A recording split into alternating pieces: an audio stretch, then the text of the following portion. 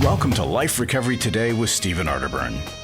In the next half hour, you'll obtain insights and tools to transform your life using the biblical principles found in the 12-step program. We believe everyone can benefit from a life recovery experience because we all have struggles in life. Struggles with addictions, food, depression, anxiety, and relationships, to name a few. You'll be encouraged to see how others have found a new way of life with hope for the future through life recovery. Your host is Steve Arterburn, founder of New Life Ministries and Women of Faith, author of over 100 books, and teaching pastor at Northview Church in Carmel, Indiana, one of the 20 largest churches in America.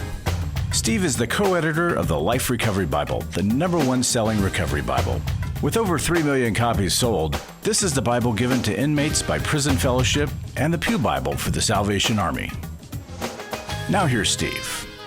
Hi there, welcome to Life Recovery Today. Steve Arterburn here, and with Dr. Dave Stoop, we put together a Bible 30 years ago. If you can imagine that, 30 years ago, it is the anniversary of the Life Recovery Bible. Let me show you something. This is a special leather Bible that Dave and I received in 1998. So the Bible came out in 92, and in 98, we had sold 200,000 copies.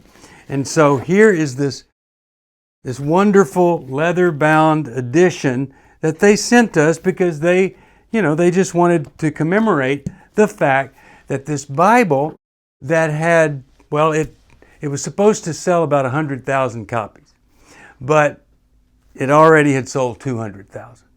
Well, now 30 years later, we're approaching 4 million.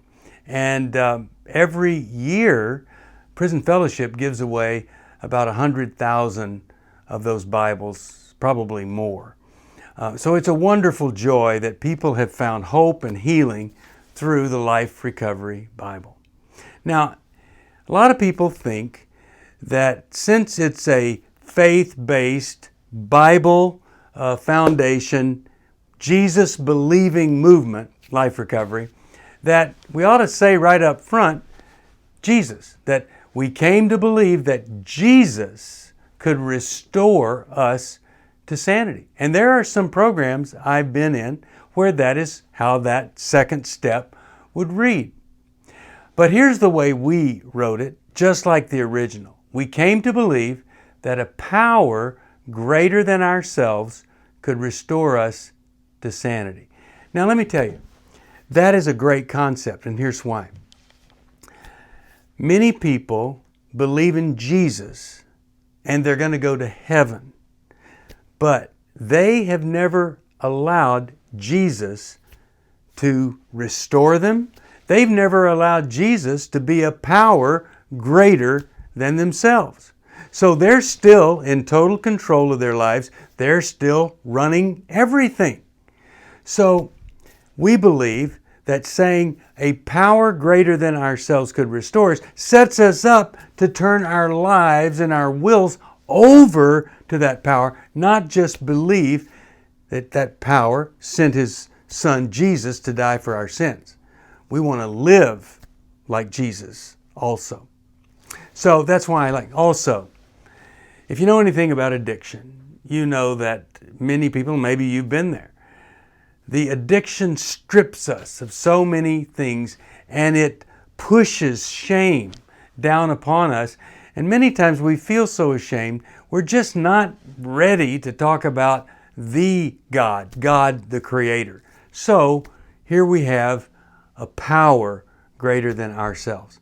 And everybody that knows anything about life recovery and the folks that are behind the development of it and the continuation of it know that all of us want every person to make that power Jesus Christ. And I hope and pray that there are folks that maybe they read this step and they've been believing in Jesus for a long time.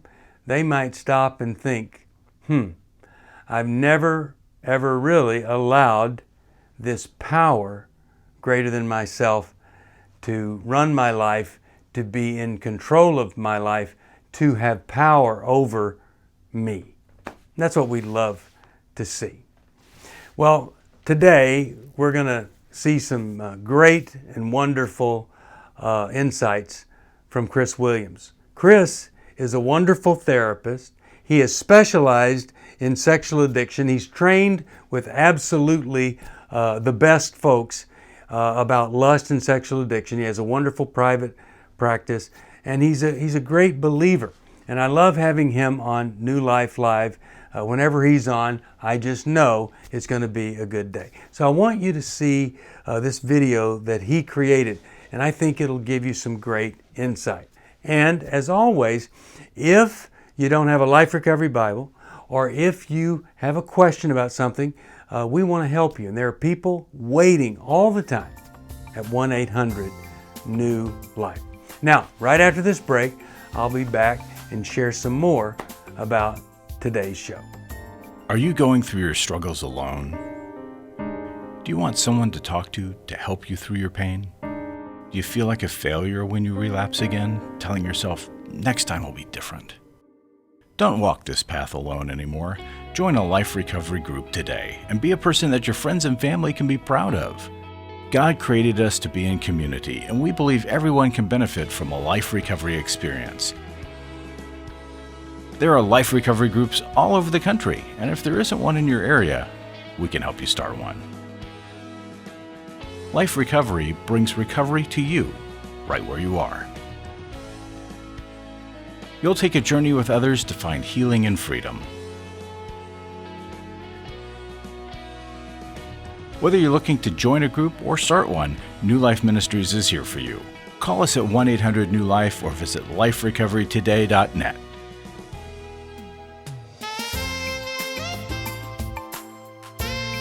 Welcome back to Life Recovery Today. Steve Arterburn here, and as I said, Chris Williams is going to provide our coverage today. He's a great host on New Life Live. Chris is a licensed marriage and family therapist, and of course he's worked through his own struggles with sexual integrity. And this is what I love about him.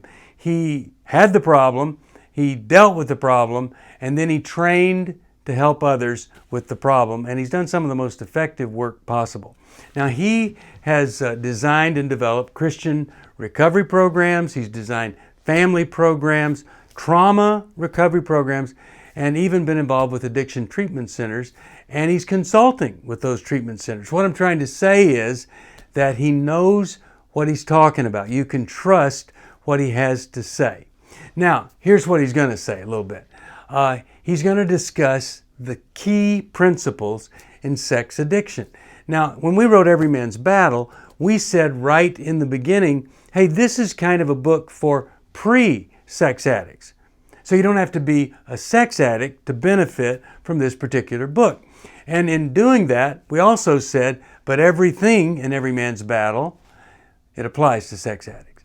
But here, he's going to cover these topics that apply to every sex addict we've ever known. Fear, responsibility, holiness, courage, and community.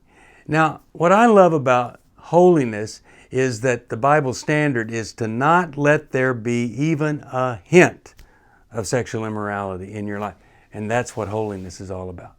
So it's important to understand these things, and Chris is going to help us understand them because they really are, they're the structure and the foundation of good, solid recovery when the call is for sexual integrity. That's a call all of us want to answer. Here's Chris. Hi, this is Chris Williams, co-host of New Life Live, and I'm going to do a 5-part series on just some really key principles of addiction and recovery, specifically sexual addiction. And today I want to start off with fear. And this may sound kind of strange. It's like, how isn't fear a negative thing? Isn't fear kind of one of the things that drives sexual addiction? How could it be a positive attribute?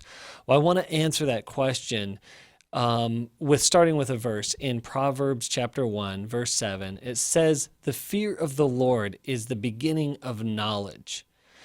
And it goes on to say that a fool rebukes wisdom or doesn't heed to wisdom. And where fear comes in as a really positive attribute is when we connect to the reality of sexual destructive behavior. when we play out the consequences over a long period of time, and we see where this will lead, we see what this is causing in our own life, in the lives of others, there should be a tremendous amount of healthy fear in that. I fear causing destruction. I fear causing harm. I fear this going on longer. The other aspect of that is I fear breaking the heart of God. We don't talk about this fear of the Lord, I believe, enough. And it's something that, for me, it's kind of at times hard to get my head around. But when I think about, again, different in verses in Psalm 139, it talks about where David is saying, where can I go to hide myself from God? And it says nowhere. If I go to the depths, if I go to the heights, you are there. You see everything. And when we fear the Lord and know that he sees everything, and we have secret destructive behavior continuing on that's causing destruction in our life and in the lives of others, as well as breaking the heart of God, that fear then becomes a motivator. And the positive motivator of fear is to move us into action. It's not to paralyze us in indecision or inaction, but to move us into solution. And so if sexual addiction or sexually destructive behavior is something that you are struggling with, in a very healthy way, I want you to be able to connect to the fear, the healthy fear of the consequences and destruction that this is causing. I want you to connect to the reality that God is not blind to this. Of course, he comes at it with great understanding and compassion, but he also comes at it with a broken heart for the destruction that it is causing. What I want to talk about in this segment is responsibility. Responsibility, if I could really put it out there in its clearest terms, is full and complete ownership. A lot of times in sexually destructive or addictive behaviors, or any addictive behaviors, what ends up happening is this thing called disassociation, which means that we disconnect from ourselves. We disconnect from our conscious thoughts, and we fall into almost this trance-like state. And so it's really important that we're able to connect to reality. But the important part of connecting to reality is taking responsibility for our lives, taking responsibility for every inch of our lives. Again, part of addiction, it works in helping us believe that we're somehow a victim, that we're somehow can't do anything about it, or we use a lot of justifications and rationalizations to continue the behavior. But what ends up happening is the person that we victimize the most is ourselves in the process of victimizing people around us. A way out of that is saying, no, I take full responsibility for all aspects of the problem in which I struggle with. And what that does is it actually starts the process of empowerment. Because if everyone else or everything else is the problem, then I have no solution. But if I am the problem, then I actually have a solution. And if I own the problem, then I can begin to own the solution. So a key principle in the recovery process, in addressing and coming into light with a lot of these, again, behaviors that are gripping us and also destroying us and destroying those around us, is radical ownership of every inch of our lives. The responsibility is also the responsibility in the recovery process, saying that no one else is going to be responsible for you working the program. No one else is going to be responsible for you creating time boundaries and space boundaries about doing the work that you need. And so, again, responsibility for the problem, responsibility for the solution. And one of the things that I can tell you is that when I've taken responsibility for my problems in my life and when I've taken responsibility for the solution, God has met me there every single time. But one of the principles I want to talk about today is something that I think has been diminished over time, and it's the principle of holiness. In fact, in my own life, when I think of holiness, I've happened to traditionally think of it as sort of holier than thou. It's something that actually, for me, at times can have a negative connotation rather than a positive connotation. And what I want to land or start here with today is that if we think of holiness as completeness or wholeness, a sense of integrity or integration. So when we look at holiness and integrity as these two things, and not just as behavioral aspects of our life, but actually a heart issue that keeps things together. The holiness of God says that He's together, He's integrated. He's not deceptive. He's not deceiving. He's not this way one day and a different the next day. He's trustworthy and He is safe and secure. And most importantly, there is a tremendous power in that His safety and His security, that His holiness gives Him a sense of rightness, that at the end of the day gives the rest of us a sense of security. And that's really what I believe that the impact of holiness in our life can be, is that holiness makes us safe people. In the things in our life that, again, sexual behavior and sexually destructive behavior and processes that disintegrate us, that divide us, that create double lives and triple lives, and in tremendous amount of chaos on the inside. What holiness does as a principle is that at the beginning it's terrifying because it exposes everything, and it creates a collision course. But the healing process brings it and mends it all together. And that we can be more whole and more complete, more integrated people, not just safe for ourselves, but safe for those around us. And I believe that what God wants to take that was previously destructive, He wants to make actually incredibly safe and healing and life-giving. So I want to really kind of restore and redeem this word holiness as something that is good and incredible and in fact awesome that we get to participate in. Give us a call, 1-800-NEW-LIFE, and help you connect with wholeness and the holiness of God. Life recovery isn't just about making the courageous choice to give up an addiction or dependency. It's a journey towards health, wholeness, and becoming your very best you. If you need resources to help you in your journey, we can help. There are many life recovery resources that you can do on your own, with a group, or with your church.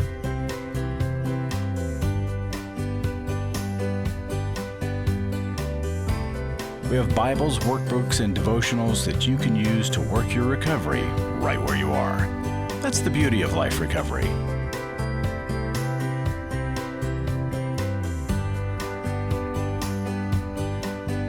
To learn more or to get the Life Recovery Bible or any other life recovery resource, visit liferecoverytoday.net or call us at 1-800-NEW-LIFE. 1-800-NEW-LIFE. Welcome back to Life Recovery Day. That was powerful information that Chris shared. Let's continue on with hearing more from him about courage and community as it relates to the recovery of a sex addict recovering from sexual addiction. I don't know of any more powerful C as courage and community other than connection. Chris Williams here, co-host of New Life Live, and I am doing a series on core principles of sexual addiction and sexual addiction recovery. And today in this segment, I want to talk about community. But let me first start off with a problem. Addiction thrives in isolation. It thrives in secrecy and hiddenness. And the more that we continue addictive, especially sexually addictive behavior, the more we're actually trying to cure loneliness, but the more lonely we become over and over and again. And it really is oftentimes described as an intimacy disorder, an inability to be close to another person. But that is really a torturous place to live. There is a tremendous amount of fear in that place. There's a tremendous amount of emptiness in that relationally disconnected state of being. And again, that is actually necessary for the sexual addiction to live on and even thrive. And so today I want to really press into the importance of relationship and community. The principle of community is absolutely essential to the recovery from sexual addiction. My own story, as well as many other stories I listen to, is so many people try to beat this thing on their own. And what they're doing is they're getting into the ring with an 800-pound gorilla, and they're getting beat up over and over and over again, which creates a sense of hopelessness, helplessness, even despair. And this is really a desperate situation. It's even life-threatening. I've seen a lot of people become suicidal in these places. And in that relational disconnection, their greatest need is for relationship, is community. To get into a community with other people. This is recovery groups. This is things like Every Man's Battle. This is things like even like Restored for women, or programs for women. But the importance of walking this out relationally can't be overestimated. Sexual addiction is a relational disorder, so you're not going to be able to get through it or into recovery in isolation. What was relationally broken needs to be relationally restored. And so I want to encourage people, again, in this place, if you're struggling with sexual addiction, you know if someone's struggling with sexual addiction, help them get into community. And the last thing I want to say with this is that, yes, relationships and community is messy, but that's where character is formed, and ultimately, that's where healthy identity is formed. And I want to land it here in the core principle of courage, and how courage can positively change your life. And that maybe it doesn't take a whole lot of courage, or maybe it takes a whole lot of courage in a very small amount of time. A few years ago, I was watching the movie We Bought a Zoo. And it's this just loving movie about a father trying to restart his family's life after the passing of his wife. And he's talking to his son about how he met his wife originally, and then also helping him make some decisions about how to approach a girl that he has a crush on at school. What he tells his son in these stories is that it took him 20 seconds of insane courage to approach his wife. And the encouragement to his son, 20 seconds of insane courage to go talk to this girl. And what he said is that 20 seconds of insane courage changed my life forever, because that's how he met his wife, obviously his son's mom. And I think that the same powerful principle applies to us in the things that we struggle with in our lives, especially in our sexually destructive and addictive behavior. We are terrified of bringing these things into the light. We're terrified. The shame tells us over and over and over that we may not even survive it, that we will lose everything, that the worst thing that we can possibly believe about ourselves will absolutely be true if I say what needs to be said, if I tell the truth, if I'm transparent with what I'm really struggling with and the nature of what I'm really struggling with.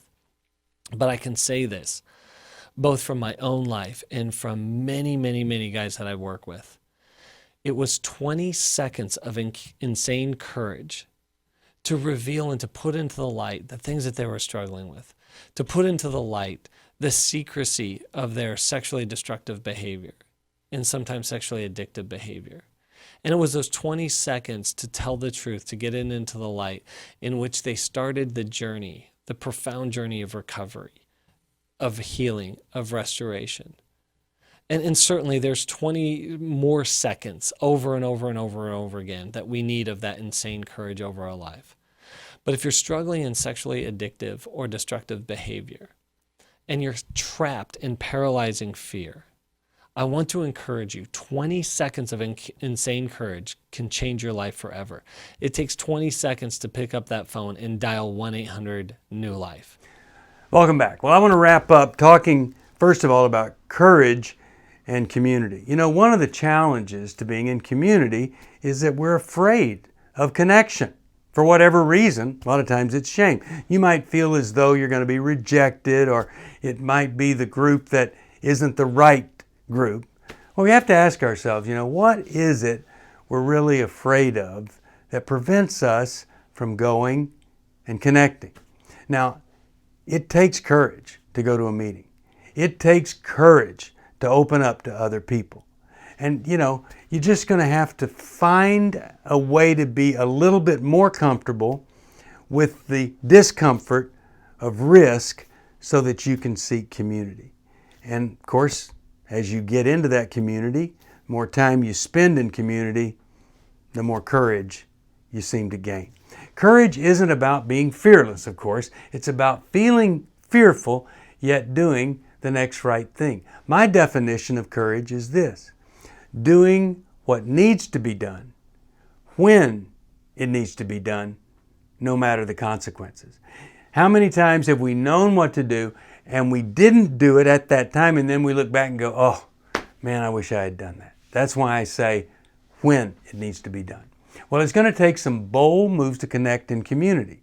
And I'm just wondering, is there anything that you're willing to do in a different way? And if so, make that thing being willing to get into a healing, redemptive community.